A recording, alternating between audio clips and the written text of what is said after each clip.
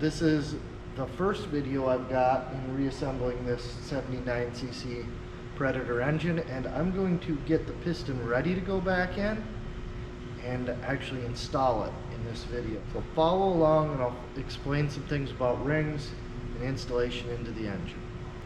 This video is going to specifically deal with the piston and rod, the rings which are kind of laid out on this table, the block, and the crankshaft. So what we want to do before we really get too excited is make sure that what we are working on is clean. Now, for me in this particular case, cleaning for this engine, I'm going to call it good with some good old-fashioned brake clean and a container to catch it.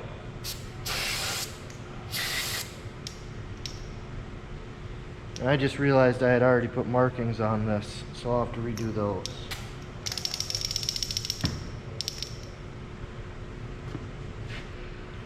So once we've got this cleaned up, I put some markings on here. And if you look at where I marked it, this is the piston pin. It runs basically side to side through that piston head. Let me get a better view. So the piston pin runs basically side to side through here, and we do not want any ring gaps in either one of these windows.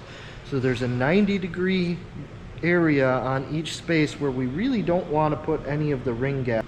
And what a ring gap is the spot where this ring actually ends. Now what I'm holding here is a oil control ring, and I've not tried to put these on this engine yet, but I know this oil control ring doesn't fit super nice. None of the rings that I've got for this engine really worked. I'm starting to put this on already, but this waved ring, this is your oil ring separator. We want to put it into the oil ring first. Okay, now the gap on this one is pretty hard to see, and honestly, it's probably about the least critical gap out of any of the rings. So I'm just going to go ahead and turn it straight over top of this piston pin. So that's where that gap's at. Okay, the next thing that we're going to do is grab our oil rings, which are very thin. And I'll start with the bottom one first. One way that you can do this is to put your ring in like so, fold it up, roll it around, and drop it down in. Oil rings are generally pretty flexible and won't usually break doing something like that unless you get really ridiculous on it. But that one did fight me a little bit with the separator plate. So here's the story on these rings. They're not right for this engine. They're going to be a problem. I don't know how they're going to work, but we're still going to give it a shot. So I've now got one ring gap over here. I'm going to go ahead and take my other oil ring gap and put it in basically straight across. Okay, so now what I've got is lower ring, separator plate, upper ring. And I'm not going to get too concerned about the gaps just yet. So those are both on. Now when we come to the rings themselves,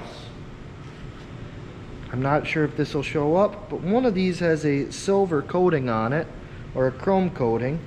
That is going to be your upper ring. Both of them have markings on them. The marking always goes towards the head of the piston. So like this one has an RN right there, that goes up. That one has just an R, that goes up as well. The just cast iron no coating ring will be our second ring, so it'll be the first one to go on. I'm going to do the same thing here where I roll it into place. Now this is not really the proper way to do this. It works, a lot of guys do it, but you're supposed to have a ring spreader that puts these on. The second ring, I'm going to grab it next. Did I put that one on upside down? After I told you how to do that, I just put that ring on upside down. So I'm just going to take it, peel it back off, flip it over so that it's actually facing the right way up. Yep.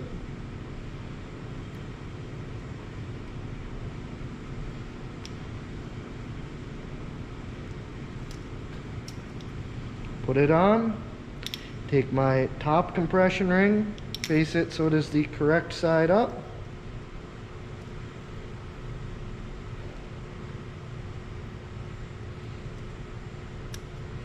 Roll it into place. And now I'm realistically about ready to start positioning these. So this is the way that I'm going to do it. If you are rebuilding a automotive type engine, usually they will have a diagram as to where they want the rings placed, but this is just kind of my generalized 4-stroke location. I like to put my compression rings straight across from each other, so I will put this gap at the edge of this no ring zone and this gap at the edge of this no ring zone, so they are 180 degrees straight across from each other. Now after doing that, what I'll do is put one of my oil rings about here and one of my oil rings about here. So I will put the top oil ring here because my second oil ring, or my second compression ring. Basically what I'm trying to do is make none of these gaps line up on the piston. So I'm going to rotate this around. Okay, so now I've got my top oil ring where I want it, my compression rings where I want it, and I'm spinning the bottom oil ring. And it is now where I want it to be as well. So these rings are ready. I'm going to just set this piston off to the side on a clean rag for a moment. They all just shifted. I'll have to reset those up, but that's alright. I'm going to take my engine block. Now this one does still have a bearing in it. It's got some nasty junk. It's alright. I'm just going to go ahead, hose this baby out with some brake clean, because that's what we're doing with this engine. If you have an engine you have spent a lot of money on, you probably want to do a little nicer job cleaning it than this. But this engine is going to go together, hopefully run for 30 seconds, get shut off, and get taken back apart again.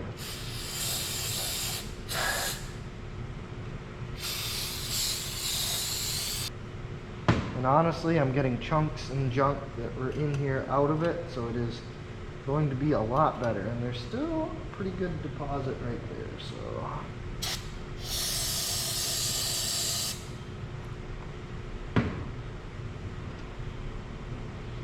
I also see that the seal on the outside of this is torn, so it's probably going to leak oil. Again, if we were building an engine we wanted to run for a long time, we would replace that seal. This one, not so worried about it. Okay, so now that I've got that nice and cleaned up, it's going to be drying out. Should be good to go on that front. Now I need a little bit of oil. I'm going to use just regular conventional motor oil as assembly lubricant. So I'm going to take my oil and I'm going to do a couple things with it. One, I'm going to take some and put it down in this bore. Now oh cool, this one is short enough that my fingers reach all the way down. So I'm just going to pour a little bit out on my hands, which are nice and clean at this point because I'm putting an engine together. You can also use gloves if you want.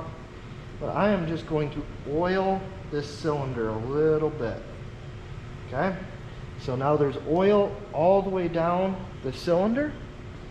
I will then take my oil, and I have not tried this myself, but I've heard that 2-stroke oil makes a really good assembly lube.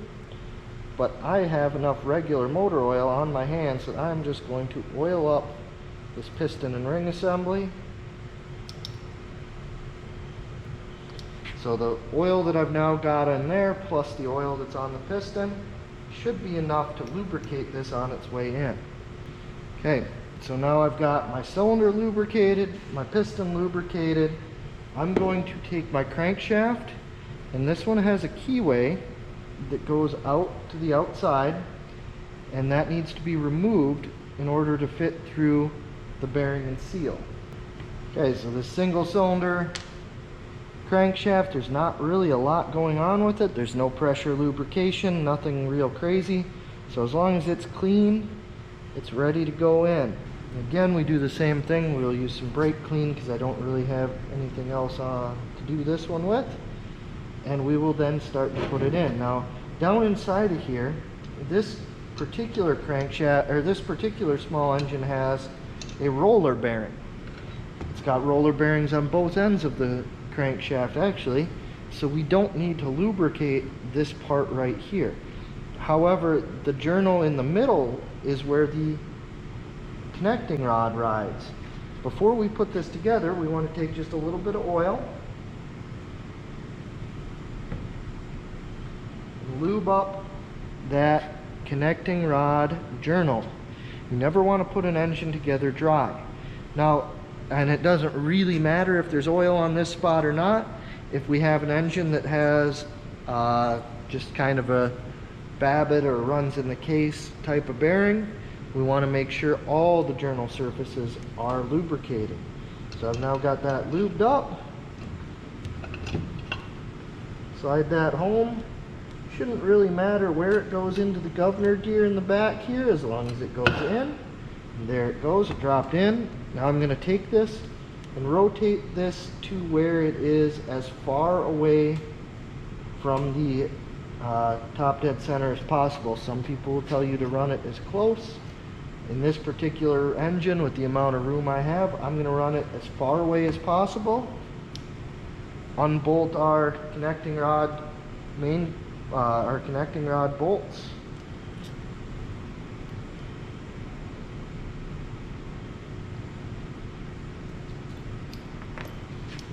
Take a little bit more oil and run it into the bearings there.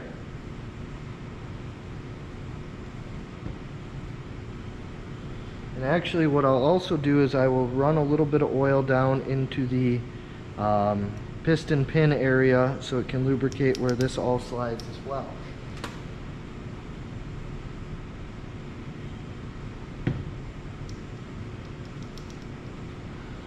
Okay, whoops, dumping oil on the ground, don't do that. Now, in this particular engine, it has an arrow. The arrow from my teardown appears to point towards the valve space. Now, most of these small engines, you can just kind of do this by hand, but I want to make sure my rings are where I want them to be at. And they are now in the positions I want. So I will take this piston, and I'm going to try to do it just by hand. Actually, before I drop it all the way in, I'm going to show you one other thing. These rings do not fit. The way that we check ring gap is by measuring, or not ring gap. The ring gap was wrong. I already file fit the rings. They fit that way. I even had to I even had to clearance the oil scraper and the separator on the oil ring, so they are definitely not close. Another spot that we have that we want to check is the clearance between the ring and the ring land. In a small engine like this, it's probably going to be 1 to 3 thousandths. It would be our spec. In a larger engine, you may see up to maybe 5 thousandths as kind of a maximum. I just found 5 thousandths, so I'm going to go ahead and set it in here, and there's going to be clearance left. Now, this one, without actually sitting here figuring it all out, this one probably has 25 to 30 thousandths of play. That really makes me nervous as to what's going to happen when this starts to run. I have a feeling that these rings may catch and wad up a little bit, but they were the only rings that I could find that were even remotely close. There's probably something better on the market, but these are what I ended up with. So I'm going to go ahead, I'm going to slide this down, and if you just try to push this in right now, you will break the rings, and that's probably what happened to this, that it didn't have rings. So I'll bring it back up, and I'm going to show you a nifty little tool called a ring compressor. I always want to clean this, so I'll clean it up first before we use it. A lot of these have just a 1/4 inch square drive, so you can use just a 1/4 inch ratchet or breaker bar or whatever. So what I'll do next is you can do this with the piston kind of in the block in an engine like this that holds it, or you can do it with it out of the block, get it set up, and put the whole assembly in. We will bring this in. Oops. And I probably just moved all my rings. So we'll take it back out.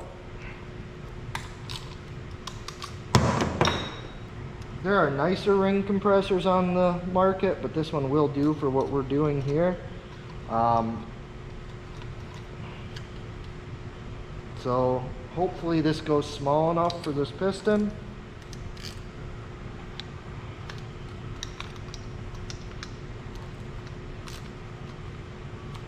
I'm moving it again, aren't I? Oh, they're staying.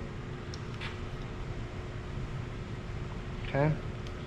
So I'm actually going to drop this little guy in a vise. You probably won't have to fight this as hard, especially if you have the right size ring compressor, which we don't.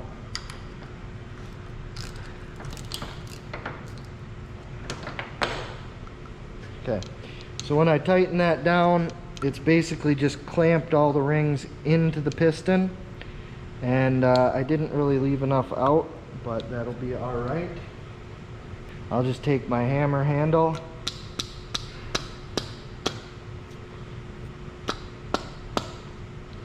knock it down a little bit. Now we've got our skirt sticking out. Line that up. One of the things that you're going to want to do is just gently tap around the edge of this compressor. As you may be able to see or may not, this is a little bit off center. And what that's going to do is it just brings that compressor down flat, because this thing was a little bit off. Now we'll hold it, and I'm just going to use the opposite end of my hammer. They make a special hammer installing piston, they make a special piston installing hammer. I'm just going to use this end.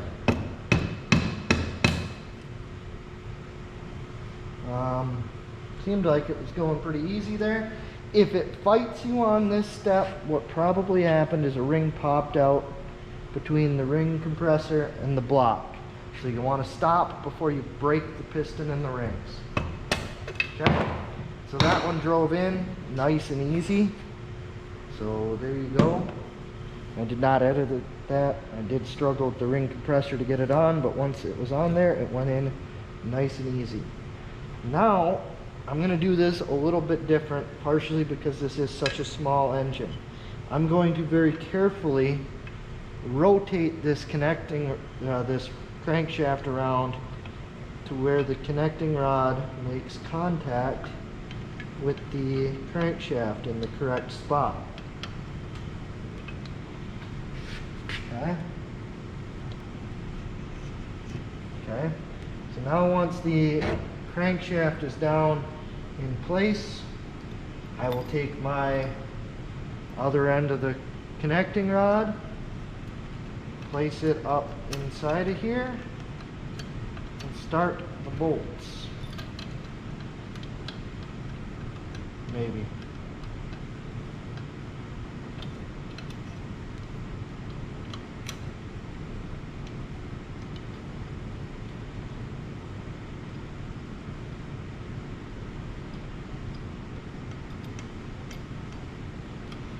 Okay, so I got one bolt started. I'm going to take my other bolt,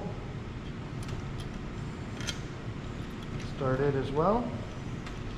Now, because this is a Harbor Freight engine, there are no specs. So what I did is I looked this up by fastener, just standardized fastener specifications.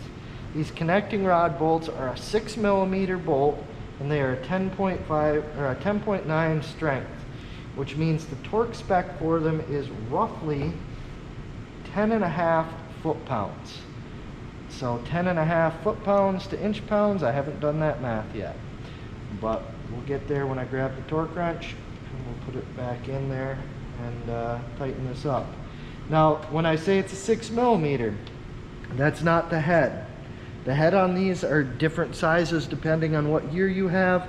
This one, I believe, is a 10mm. Some of them are an 8mm. That's the head, not the bolt itself.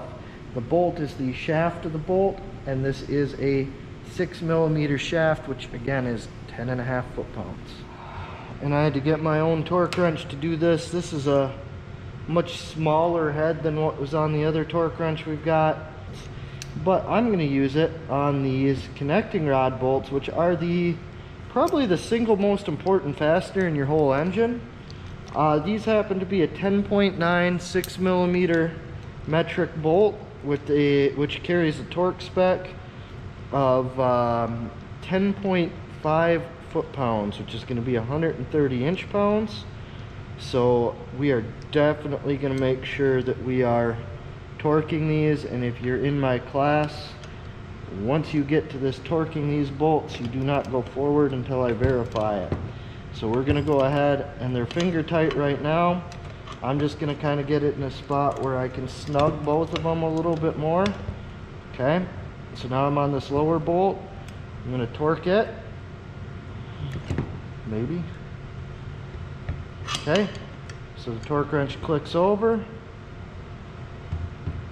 Alright, so both of those are now torqued. My thumb has started to bleed pretty good from that ring. But at this point, what should be able to happen is you should be able to spin this crankshaft over relatively easily and watch the piston go up and down. If everything's binding up and difficult to turn, something's not assembled right. Now, if you have a multi-cylinder engine, you want to check that with every piston you put in to make sure that it spins over nice and easy.